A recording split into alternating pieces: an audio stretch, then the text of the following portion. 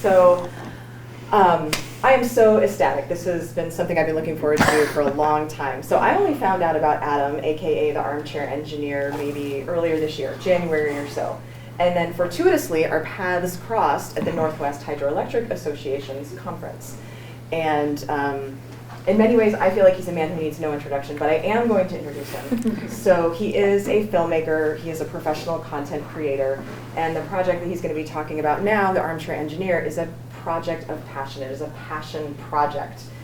I think of myself as a big fan of hydropower, and I am nothing compared to this man. And not just like his love of hydropower, but his talent and skill as a content creator. We can all take something away.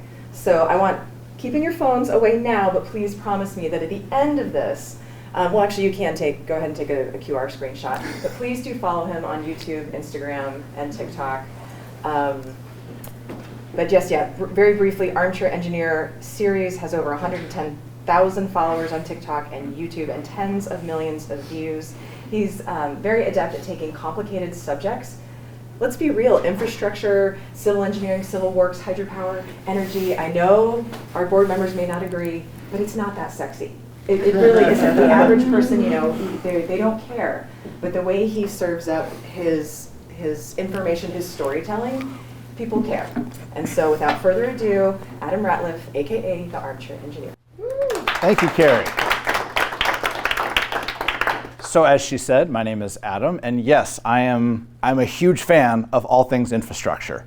My origin story goes back to 1990. Who knows where this is? Which one? All right, if you're a real hydro fan, you can tell by sight. Ooh, so close. This is the Dalles Dam.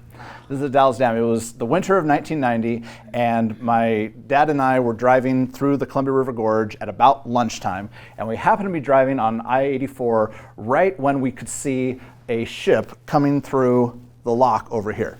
And we had packed some sandwiches, and there used to be a nice little picnic area right next to the lock. This was before 9/11, obviously. And we decided to picnic next to the lock and watch the barge go through. And right over here is the little lock keeper station, and this adorable elderly man who looked like a boat captain from Norway, like big white beard, you know, like a jolly old guy, said, "Hey, young man, come on over here, hop up on the stool." He invited me in to actually flip the controls to activate the lock. So as a 9-year-old boy, about the age of my son right back there, I got to lock a barge through the Dalles Dam, and I was hooked. I was hooked. There's just something so incredible about these structures. And then, you know, time goes by, you learn more about it, and you learn like, well, these things do something that no one else knows how to do, which is create massive amounts of reliable power without putting more CO2 in the atmosphere. That seems like a magic trick these days. And yet for some reason, especially in the last couple of decades, that has been lost on a lot of people. And so that's really how I got started with all this. I started my channel in 2015. I spent about 10 years working at Washington State University doing, there we go, go Cougs, doing content creation mostly related to agriculture and science and engineering projects. And then I found myself kind of between jobs with some time to spare. And a friend of my wife's who was kind of like your stereotypical guidance counselor, asked the question that every unemployed guy hates to be asked. If you could do anything, what would you do? And I answered flippantly, I would do a web series where I talk about bridges and dams. And then a week later, I'm like, well, I still don't have a job. I'll go ahead and try that. And so I did. I started a YouTube channel. I think I made 5 videos and nobody watched them.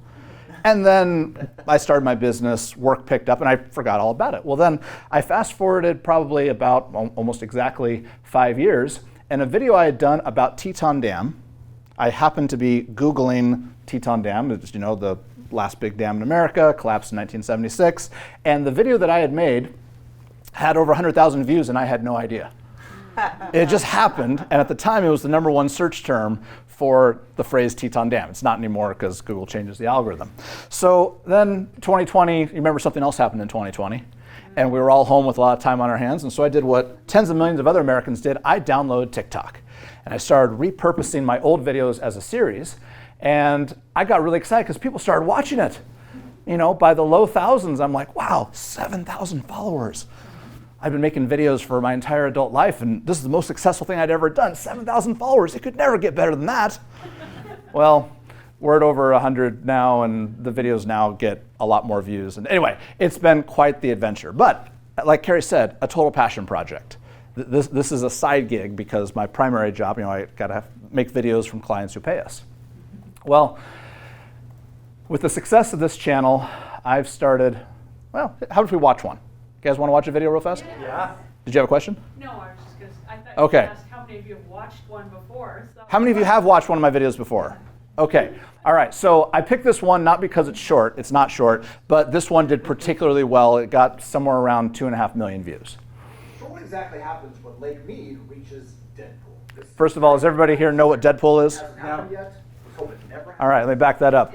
So on the Colorado River, we got Hoover Dam and Glen Canyon Dam, very big structures. This has nothing to do with hydropower in our area, but just it gets a lot of attention because it's next to Las Vegas. They have been overdrawing the river for about 80 years.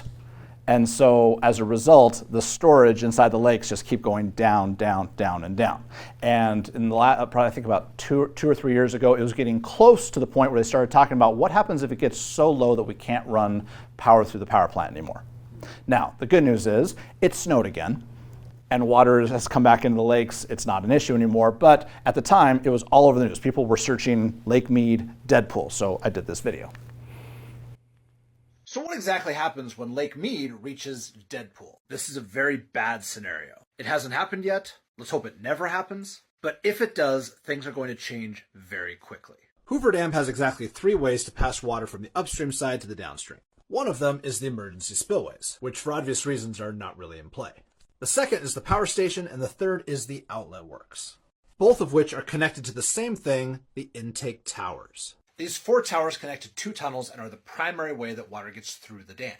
You really can't efficiently generate power once the water level falls below this level here, but if Lake Mead falls below the tower itself, it's game over.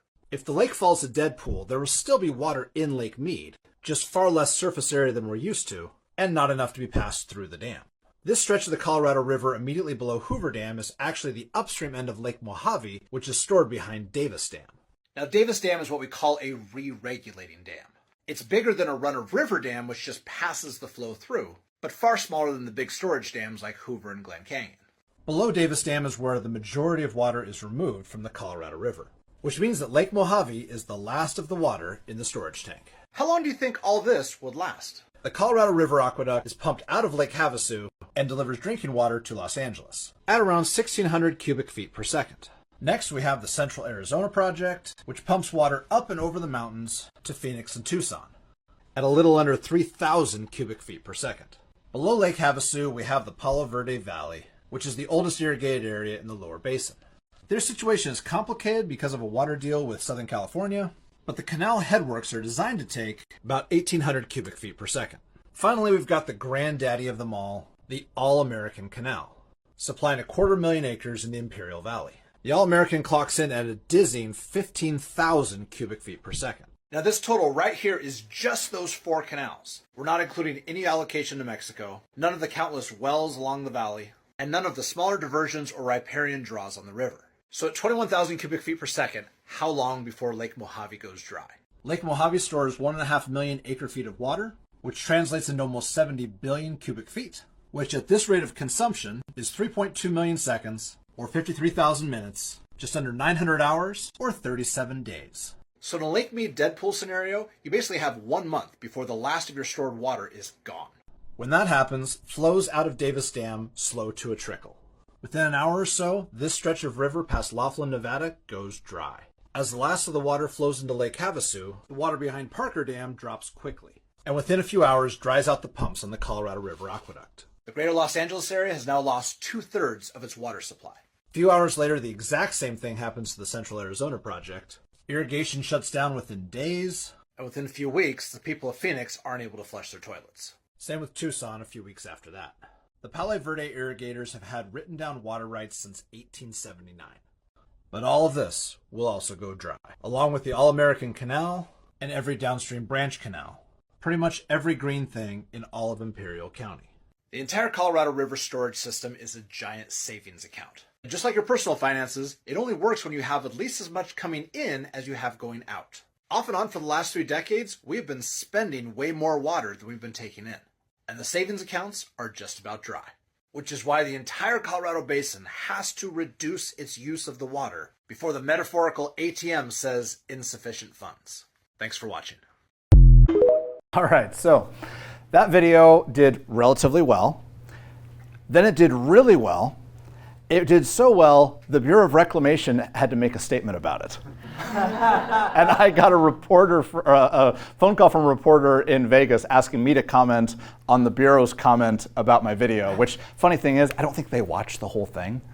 So they bragged about how we've got a contingency plan. It'll be fine. This will never happen. And I'm like, yeah, I said that in my video. Anyway, so why am I doing all this? Carrie mentioned that this is a passion project. It absolutely is, and it was kind of a fun thing on the side until about a year-ish ago when a certain deal was put out by the federal government that seems to have caught some people flat-footed. I think you know what I'm talking about. Okay. And so I started looking around going, what's happening? Like I know that there's associations and groups that are doing really well on the lobbying side. We have people in Washington, D.C. working hard to make sure the lawmakers know the reality of the situation. We also have a lot happening on the litigation side, right? There's people who are funding lawyers to go and to get intervener status and make sure that this stuff is fought in the courts. But what's happening on the public engagement side? The answer is not a lot. Now, I'm probably talking to the all-star group right now when it comes to communications about hydropower, so please don't see this as a personal indictment. But I would say, as a whole, the hydropower industry isn't really ready for what's coming. Public opinion has swung in a direction that is extremely unhelpful and, in my opinion, detached from reality. Who remembers this? The Elwha dams. Okay, roughly speaking, how long did it take to demolish those 2 dams? And I'm not making a comment about whether or not that was a good idea. They were very old, and we're glad the salmon are back. How long did it take to demolish the 2 dams on the Elwha? Including like all the policy in the front end, or just the Yeah, physical? including like acquisition, the EIS. Very good. It was roughly 20 years. All right, who remembers what was after that? Condit. This was Pacific Core. Who remembers how long that took? Any guesses? Yeah. Give or take. And just 2 weeks ago, they finished the Klamath. How long did that take? I think it was a year from start to finish? The project, the actual physical but the acquisition. So what was different about the Klamath? So, all right, this was largely federal. Condit was Pacific Core, and Pacific Core handled the decommissioning. And if you go back and you watch their spokesperson, at every single opportunity, he looks right at the camera and reminds the public, we're doing this for financial reasons. We were basically blackmailed into demolishing this dam because of what was coming at us, right? They're kicking and screaming. All right. With the Klamath, they did something different. They actually transferred ownership of the properties to a new entity whose express purpose was to tear down the dam, the Klamath Renewable Corporation, and they were able to get it done in 5 years. Do you notice a pattern? Do you notice a pattern, right? A cottage industry has emerged whose sole goal is to convince the American public that they would be better off without clean, reliable hydropower. And that should be alarming to everybody. That should be alarming. The amount of money that's being spent on this type of public engagement is so much bigger than you can imagine. So let's see, you're at Benton PUD. What's your public engagement budget each year to your ratepayers? I don't know. I don't carry the budget side. How many zeros? Thousands. Oh, wow. Okay. 4 digits. Fantastic. Anybody else? Anybody have anybody's able to spend hundreds of thousands on public engagement? Because tens of millions are being spent just on the public engagement side. It's a very, very real thing. So I believe, I'm going to get a little controversial here, that this is not just about the 4 lower Snake River dams. Who can name these? Anybody know these dams? Lower Granite, Monumental, Little Goose, and Iceberg. That was awesome. out of order, but I think it was implied. But here's the thing. There is so much misinformation on the public engagement side about why they think breaching these dams is a good idea, that if you take it at face value, it applies to the 4 on the Columbia too. Yep. And they have pinky promised, oh, we're not going after the lower 4 on the Columbia. We would never do that. But if you take the talking points that they're saying about these, it applies to those. Oh, yeah. And if you demolish the whole river highway, all 8 dams, let it all run free, Portland floods every spring, right? You do that, and the salmon numbers improve by a little bit. Do you think they're going to admit, okay, we were wrong, never mind? Nope. Or do you head to Priest Rapids and work your way up the main stem?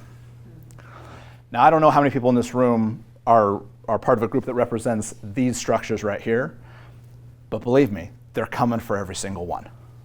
They're coming for every single one, and they have a long-term vision to make it happen. They said it publicly. They've said the quiet part out loud a few times, yes. They named 11 in their recent report. It wasn't just the snakes. One recent report that came out from the program.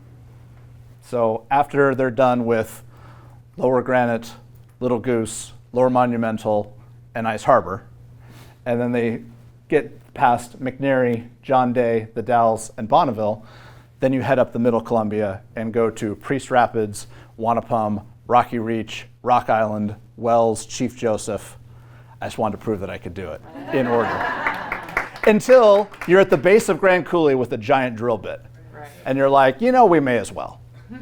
We may as well. I was talking to one utility, I won't name them, but they have a fair amount of hydro in the upper inland empire, let's say.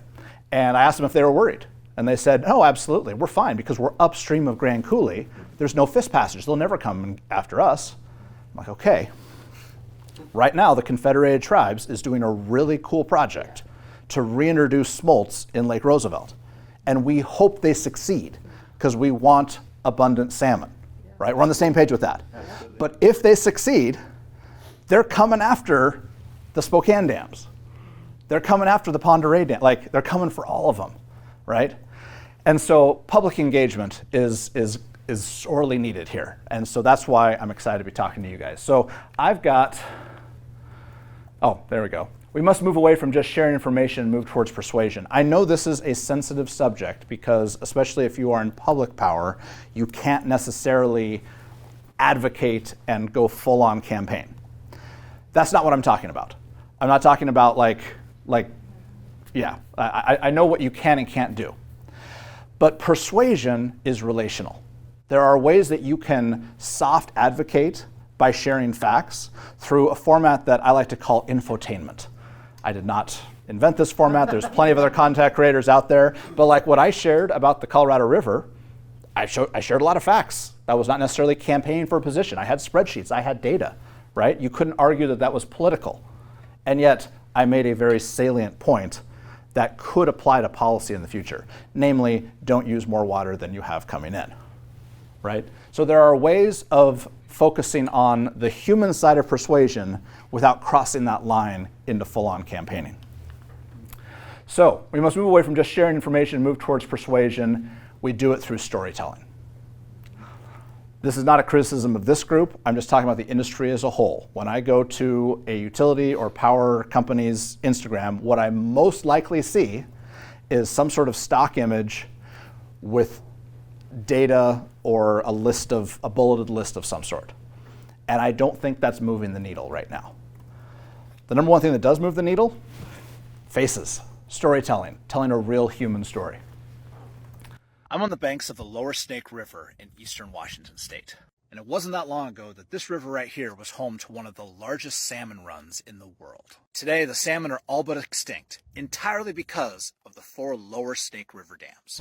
These dams block access to hundreds of miles of habitat, depriving this keystone species with their natural spawning grounds. These dams were supposedly built for hydropower, but they only contribute a small fraction to the region's energy needs. Meanwhile, they've destroyed the ecosystem, making the salmon almost extinct, while providing practically no benefits to the people of the Pacific Northwest. Except none of what I just said is actually true. Today is October 2nd, 2022, and despite what you may have heard, the salmon migration is in full swing. No ballpark how many fish have come through today? About 2,000, a little over 2,000. Just today? Just today. That's because all 8 dams on the lower Snake and lower Columbia are equipped with these fish ladders. The fish enter right here. Then they work their way upstream, one pool at a time. Meanwhile, these dams provide a huge amount of benefit to the region. Slackwater barges are able to travel hundreds of miles, bringing grain crops to markets, providing thousands of jobs, and helping to secure the food supply chain. These and other dams are the reason why the Pacific Northwest has the lowest carbon footprint for power generation in the country. At the end of the day, there's really no way that you can say that these dams are doing more harm than good. They are a net benefit in practically every category. Line where I made an opinion statement about, you can't say they do more harm than good.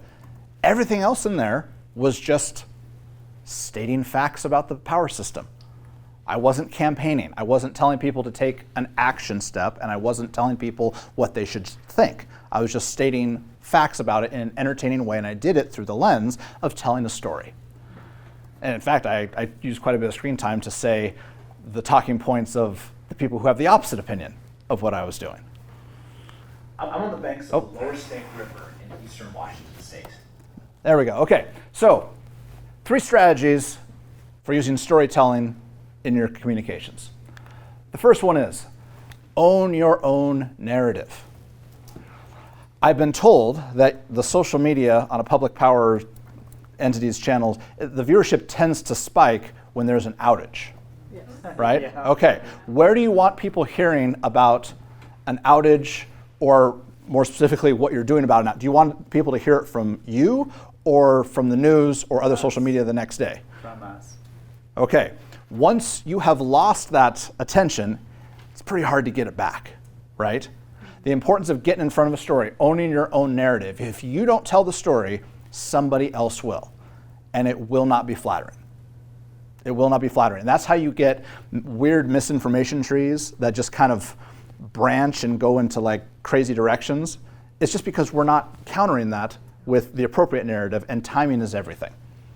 So a recent experience I had in my hometown of Pullman. Pullman, if you've been there, small town, not a lot of investment in infrastructure. The underground pipe system had not been replaced since World War I.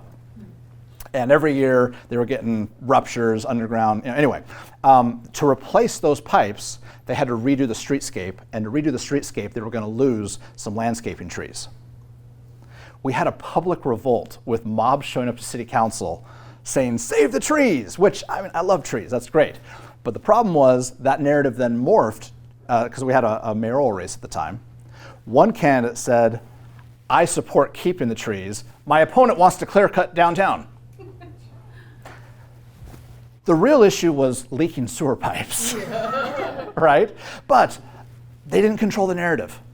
They didn't keep the attention on the actual facts of the situation, and before long, they were having to defend why they wanted to clear cut downtown when the actual issue was, we got to fix our pipes, something everybody can get behind. And just a sidebar, I believe that the benefits of clean hydropower are something that everyone can get behind. This should not be a right versus left issue. This should be a very centrist position, a very pragmatic position that we want reliable power, and we don't want to put a lot of CO2 in the atmosphere. There are exactly 2 things that do that, and the other one America is not very comfortable with right now. Yeah, right? That's a different conversation. All right, number 2. Lead with humanity. Okay, this is something that I've already touched on, but I really believe this is key for anyone who is doing public engagement, even in a public utility. You have to use real people. You have to use real people. We are hardwired for empathy, which is why I can draw a stick drawing of a smiley face, which looks nothing like a real face, by the way, but you instantly know what it means. You instantly know what it means. It's why the ancients looked up at the moon and thought they saw a face. It's why we thought we saw a face on the surface of Mars, right? We relate with faces. So don't tell your story with stock footage. Don't tell your story with only infographics. Use people. Use a person. It might be you, and that's fine. It's a big step to go from like behind the scenes to being a spokesperson, but it's what we have to do. If it's not you, maybe it's someone else in the office. It's really not that scary and not that hard once you jump into the pool and be willing to tell the story on camera. And it could be just as simple as pulling your phone out, turn into selfie mode, and just recording 30 seconds. Hey, here's what's happening in the such and such utility district. It could be that simple. As you've seen from my videos, production value doesn't have to be very high. By the way, in my day job, I run a production company. We have really nice cameras, and it hurts a little bit inside that the most successful thing I've ever done was shot on a Pixel 3 XL. So, anyway, lead with humanity. We're all designed for empathy. All right, number 3, this is something that I believe passionately about. Unfortunately, this has become, just like that, the downtown tree issue in Pullman became a right versus left issue, candidate 1 wanted to clear cut, candidate 2, a false dichotomy. This has become a false dichotomy with right versus left in America. And that is tragic because in the 30s, 40s, and even the 50s, dam construction was a very progressive issue. A very progressive issue. Who remembers the movie Mr. Smith Goes to Washington? Old black and white movie, yeah. Do you remember what he was arguing about on the floor of the Senate? The plot point of that movie was building a dam that was going to flood his favorite Boy Scout camp. Yep. And Frank Capra, very much a conservative, that was the inciting incident. This is what the conservative main character was standing up for, fighting a dam. Isn't that funny? Isn't that ironic, right?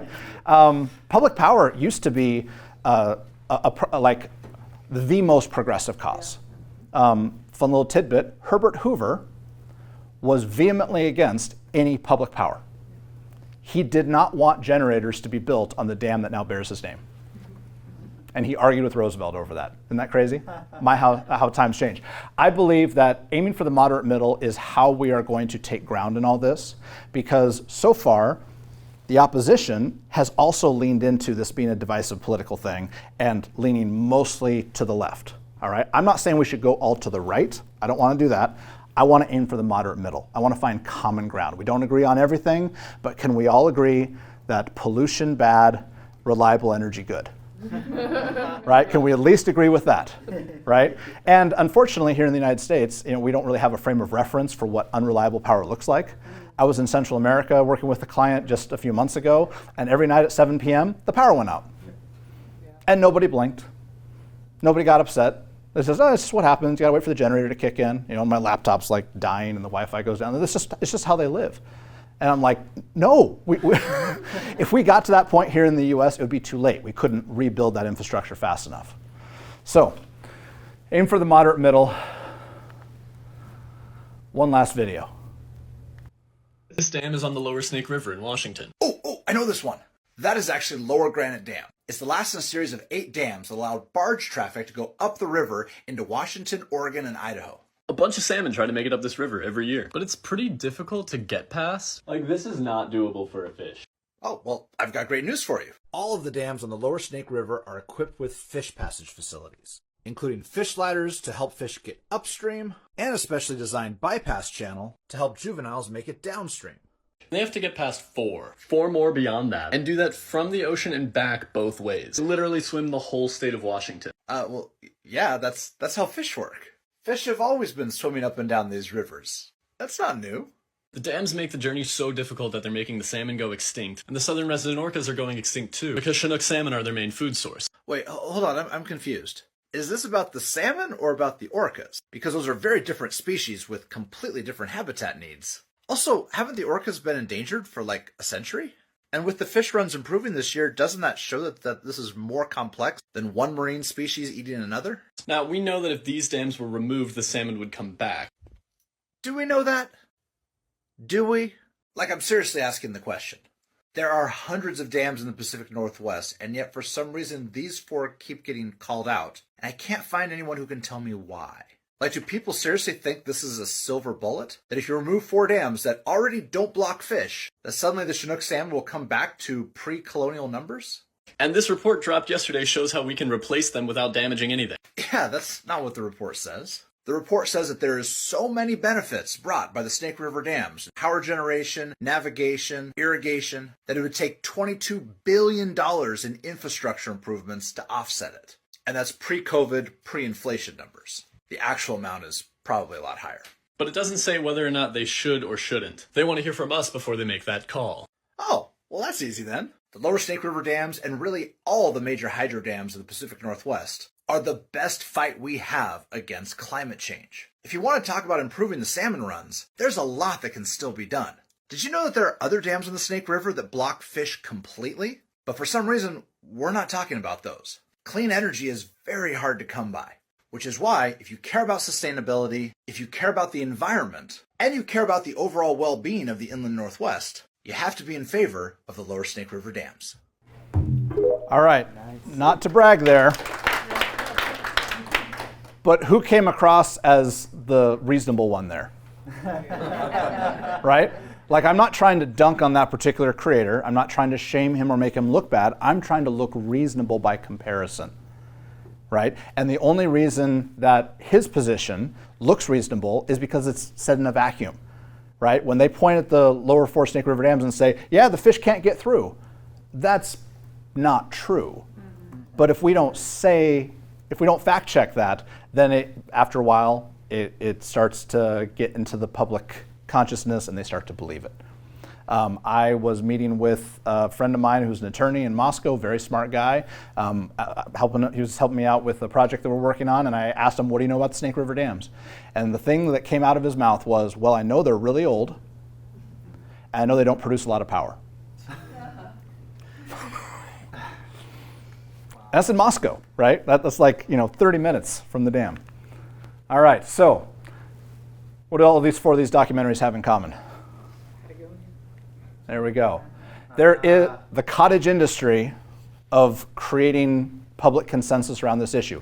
How do we counter a media machine like Patagonia, which, by the way, tens of millions of dollars that they've invested? If I was a young film student, fresh out of USC, I could walk into any Patagonia store in America and say, I like fish, and they would hand me a check for $100,000. They just fund documentaries. Anybody who's like, hey, I like, it's the pet project of the founder. That's his thing. So anyway, how do we counter it? By making our own media machine. And that's something that I'm working on right here. I understand that not everyone's going to be able to advocate the way that we are, but we have started, minus the misinformation, we've started a new organization called the Center for Sustainability and Working Rivers. This is a new nonprofit specifically designed to fund advocacy work around hydropower. I see phones coming out. That's awesome. The website just went up. We don't have it all finished yet, but it's there. All right. That is my presentation. Does anybody have any questions? Yes. So I'm from Alaska, and fantastic. We have the Akuna hydro dam, and it's about to go through our governor for the Fish and Wildlife program plan. And I don't know if you've been paying any attention to that. A little bit. But, we went through our public process in January, and we had like 1,400 or so comments that were sent, but only like 200 of those were actually like local people comments, and everything else came in from out of state. And so and do you know that because they told you where they're from, or from IP address? Okay. Yeah, that information. So some might be lying.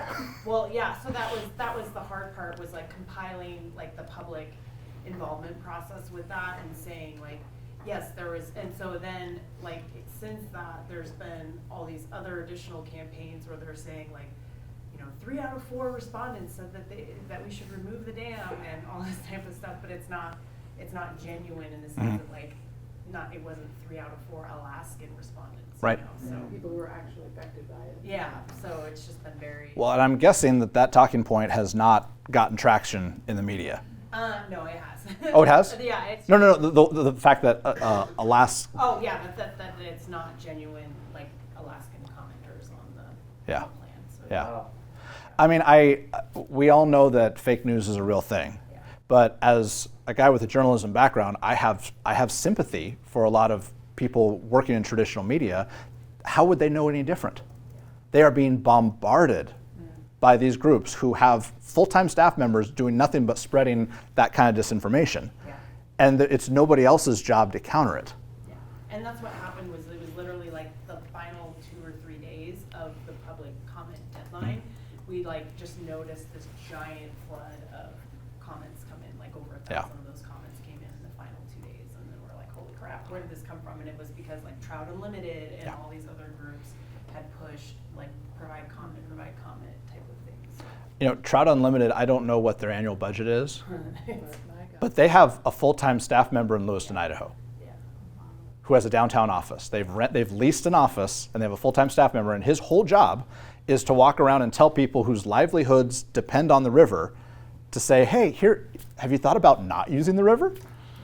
I've actually gotten invited to a couple of those webinars because they don't Google me first. I have a feeling that'll change in the next year. And seriously, like they're doing a really good job. They have staff members who will do a one-on-one webinar with a random wheat farmer in Adams County, just to be like, hey, you know what? Trains aren't bad. What's an extra 20 cents a bushel? You'll be fine. I think the hard part for us though is like in Alaska, like fishing is so connected to everyone, and so you've got the anti-dam groups that are like, hey, but like if we just remove this dam, it'll be like going down to the Kenai, except you don't have to go down to the Kenai. You can just drive 20 minutes and fish all day, and it's like, no, that actually won't be the reality of the situation, you know? It's really, and then it's like, hey, like, don't you want to be able to fish like 20 minutes from your home? And people are like, yeah, of course. And so they're like, yay, remove the dam. And you're like, so the Elwha River on the Olympic Peninsula, it's been over a decade since that removal. And for some reason, getting real world data on how many wild salmon have returned is suspiciously hard to get.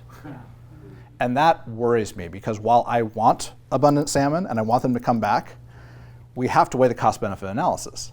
If we removed Elwha and Glines Canyon Dam at the cost of however many hundreds of millions, maybe $1 billion, and we got 50 wild salmon back, was that worth it? And those are literally the numbers we're looking at. Also, I just got to point this out. The thing about the lower Snake River dams, their position only makes sense through very selective framing. They have the ability, because of the way the Endangered Species Act is worded, to basically not count 90% of the biomass in the river. All these fish come through and there's doesn't count, doesn't count, doesn't count, doesn't count. Basically, if the fish has any human intervention in its lineage, it is no longer considered wild. So that's problematic. But 1 year later, its offspring will, which is the... Yeah, it's tricky. And yet, well, anyway, we can talk about fish for a long time. Yes? I'm curious, do these groups target you in a multitude of ways, I'm assuming? They haven't yet. Really? They haven't yet. Well, this has been my passion project. It's not like I haven't made money on this yet.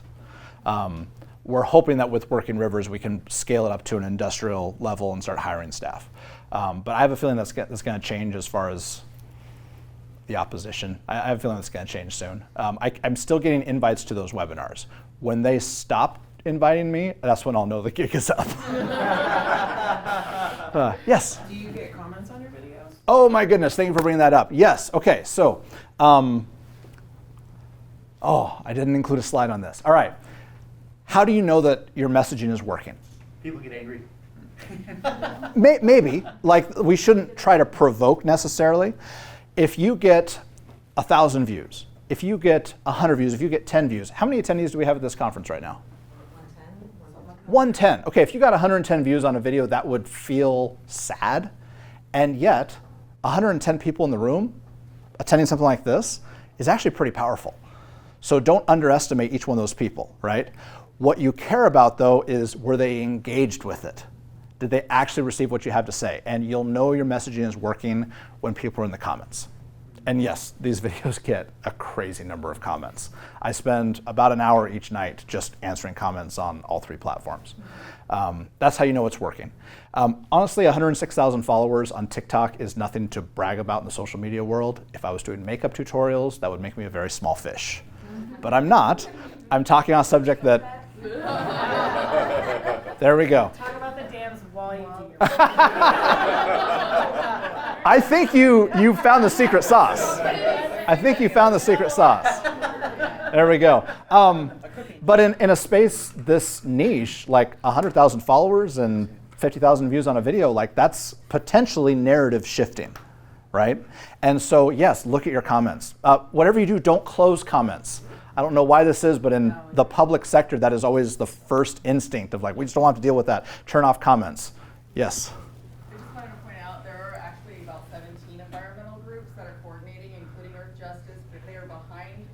lawsuits, including the Klamath Yep. and the lower snakes. They're trying to build momentum, just like what you said, and they do start fighting back. So when they come on your radar and stuff, they will come after you. 'Cause Awesome. They tried it with us too. Thank you for what you're doing. We need to amplify it. We all need to help with that. And Like and share. anytime we can be of help, we want to be of help. Well, because let's they're exchange. well-funded and well-coordinated. Yeah. And unless we do something differently, we don't have a shot. Well, you said 17. Yes. Okay, I would love to collaborate on that and see if we can build that list, And a lot because of plaintiffs too with PPC. that totally. they're dealing with. I think that is part of the scandal of all this. Because when you go and take one message and then duplicate it on a whole bunch of redundant groups to kind of manufacture consent, in most politics that's called astroturfing, right? Is that being done here? I'm pretty sure the same money that's going to American Rivers is also going to Trout Unlimited, right? For whatever reason, the Sierra Club doesn't spend as much money on this, but that could change. And we all know that it's coming from like the same 4 or 5 donors. You should talk to Doug Lamalfa, Congressman in Northern California. He went through this with the Klamath. Okay. He's been watching the snakes as well, and he's also, I think he's vice chair of the Congressional Western Caucus. Yeah. And they're a great group to get this information out to, but he'll tell you the exact groups that are behind it, or we're behind Klamath, and that they're coming after us. I would love to connect on that. That's fantastic. Make no mistake, they are coming for this lower snake next. They've said as much at a ceremony at the end of the Klamath decommissioning. The head of Trout Unlimited said so, and then put it in an article. It's on their website. So brace yourself. Every utility in the Northwest is going to be affected by this. We are at time. Adam will stay here. Can we give him a warm...